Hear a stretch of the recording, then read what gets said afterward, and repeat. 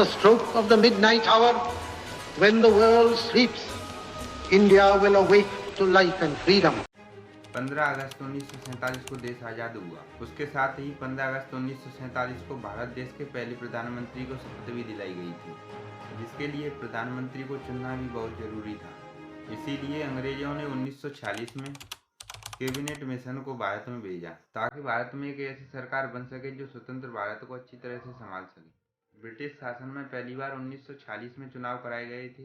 उस समय के चुनाव का तरीका अभी के चुनाव के तरीके से बहुत ही अलग था, जिसमें कांग्रेस की 15 समितियों को अपना अध्यक्ष चुनना होता था, जिसमें जो इंसान कांग्रेस समिति का अध्यक्ष बनता था उसी को देश का प्रधानमंत्री घोषित कर दिया जाता था। लेकिन जब 1947 से पहले कांग्रेस समिति के अध्यक्ष के चुनाव के लिए वोटिंग की गई थी, तो 15 समितियों में से 12 समितियों ने सरदार वल्लभ भाई पटेल को अपना अध्यक्ष चुनना चाहा था और बाकी की 3 समितियों ने किसी और को अपना अध्यक्ष चुनना चाहा, जिसमें नेहरू जी के लिए एक भी समिति ने वोट नहीं किया था। मतलब साफ था कि कांग्रेस समिति के नज़रों में देश के पहले प्रधानमंत्री पद के असली हकदार सरदार वल्लभ भाई पटेल ही थे।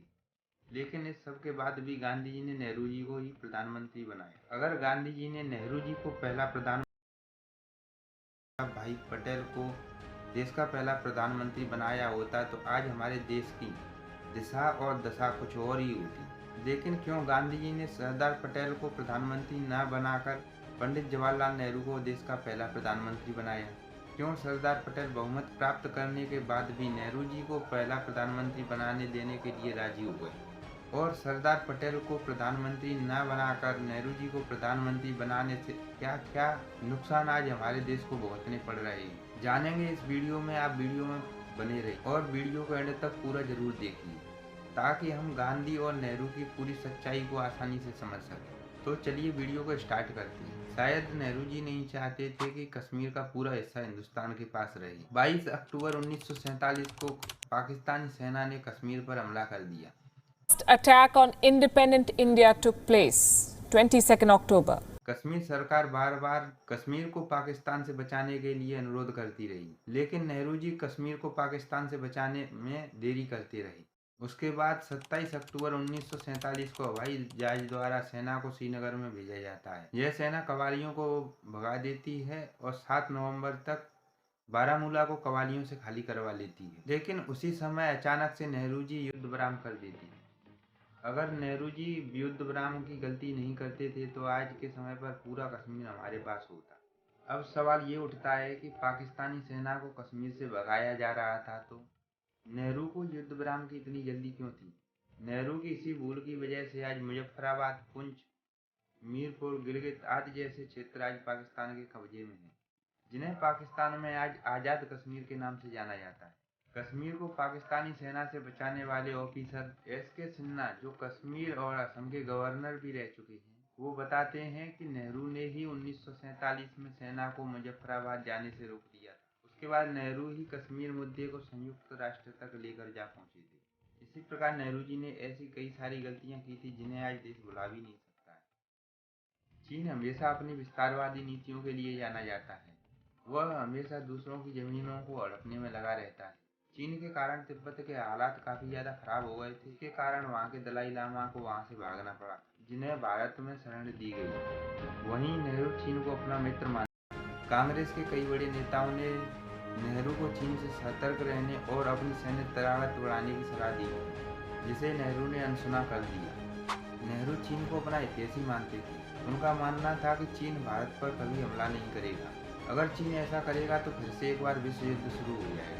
कई सारे लोगों के समझाने के बाद भी नेहरू अपनी जिद पर ही अड़ी रहे, जिसके द्वारा वे विश्व को ये बताना चाहते थे कि चीन हमारा शत्रु नहीं, मित्र है।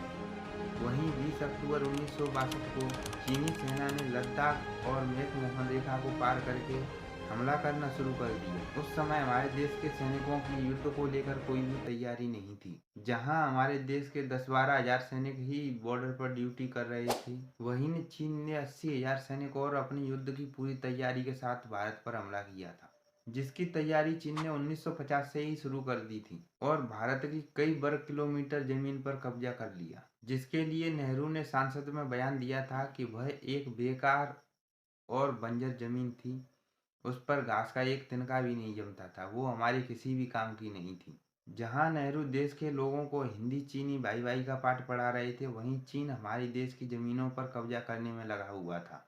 नेहरू की कई सारी ऐसी बड़ी बड़ी गलतियां थी जिनका नुकसान आज भी हमारा पूरा देश उठा रहा है। लेकिन गांधी जी ने नेहरू जी को प्रधानमंत्री पद के लिए सपोर्ट इसलिए किया था क्योंकि वो चाहते थे कि नेहरू ही उनके बाद उनके उत्तराधिकारी बने, और वो जानते थे कि नेहरू कभी भी दूसरे नंबर पर रहना पसंद नहीं करेंगे।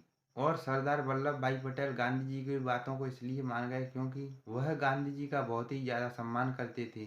उन्हें किसी भी पद, सत्ता या राजपाट का कोई लालच या लोभ नहीं था। वह एक ऐसे इंसान थे जो देश के लिए अपना सब कुछ छोड़ने के लिए तैयार थे। अब आप ये बताइए कि अगर आप सरदार वल्लभ भाई पटेल की जगह होते तो आप क्या करते?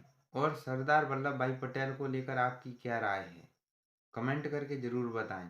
अगर आपको वीडियो अच्छी लगी हो तो वीडियो को एक लाइक ज़रूर कर दें।